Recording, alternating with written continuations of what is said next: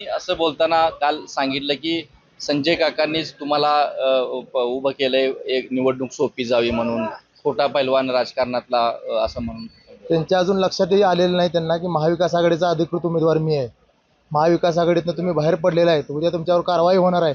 त्या धुंदीतनं अजून ते बाहेर निघालेले नाहीत. आपण अपक्ष उमेदवार आहोत, बंडखोर आहोत. आपल्याबरोबर 15 जणांनी बंडखोरी केलेली आहे. त्या धुंदीतनं अजून ते बाहेर निघाले नाहीत. त्यामुळे ते अशी वक्तव्य करत असतील. महाविकास आघाडीचा अधिकृत उमेदवार मी आहे. महायुतीचे उमेदवार बीजेपीचे आहेत. संजय काका विरोधातला खरा पैलवान मी आहे. संजय काकांना मी विरोधक मानत नाही. माझा आव्हान संजय पाटील नाहीत, विशाल पाटीलही नाहीत. माझी ही निवडणूक एकतर्फी आहे. कारण गेल्या 10 वर्षात संजय पाटलांची कारकीर्द बघितली आणि विशाल पाटलांची जरी बघितली तर 10 वर्षात तुम्ही किंवा मागच्या 10-15 वर्षी जेवढी वर्ष सत्ता होती त्या सत्ता काळात तुम्ही काय काय केलं हे मला ऐकायला मिळतं इथं आल्यानंतर. पण विशाल पाटील म्हणतात की मीच तगडा पैलवान आहे संजय काकाच्या विरोधातला. तुम्हाला वाटतं विशाल पाटील पैलवान आणि या सगळ्या गोष्टी? आता जर राजकारणातले पैलवान म्हणले असते तर ठीक आहे, पण आमच्यातलं पैलवान म्हटल्यानंतर मग ते आमच्या कुस्ती क्षेत्रानं काय केलं पाहिजे आता ते मला जास्त काही पुढचं बोलायला नको.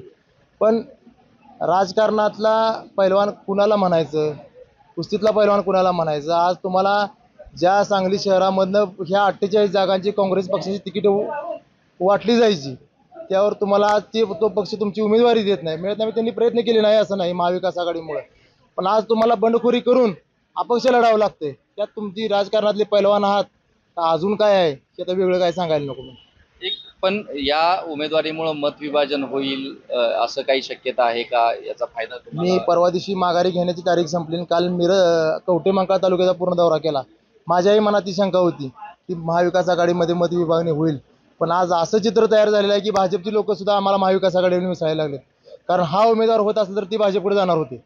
आणि म्हणजे आमच्यासाठी चांगला संदेश आहे की हा उमेदवार बाहेर गेल्यामुळं भाजपचे अनेक लोक आमच्या मिक्स व्हायला लागले, तर महाविकास आघाडीची ताकद वाढायला लागलेली आहे. विशाल पाटील तुम्ही मगाशी म्हटलं की भाजपचे विशाल पाटील हे भाजपची बी टीम आहेत. आत्ताच्या परिस्थितीत ज्यावेळी त्यांनी बंडखोरी केली हे भाजपची बी टीम म्हणून विशाल पाटील आहेत. भाजपकडनं पाकिट घेऊन पाकिट या चिन्हावरती निवडणूक लढवत आहेत ते. त्यामुळे मी त्याला ज्या गोष्टीला जास्त महत्त्व देत नाही. ते एक अपक्ष उमेदवार आहेत आणि 10-15 अपक्षामध्ये ते एक आहेत एवढंच मी मानतो. तर चंद्रहार पाटील यांनी विशाल पाटील यांच्यावर आणि एकूण त्यांना जे चिन्ह मिळाले त्याच्यावर देखील टीका करत एक प्रकारे त्यांच्यावर जी काही टीका केली त्याला जोरदार असं प्रत्युत्तर दिलेलं देखील दिसून येत आहे. कॅमेरा पर्सन योगेश सोबत कुलदीप माने, एबीपी माझा. एबीपी माझा, उघडा डोळे बघा नीट.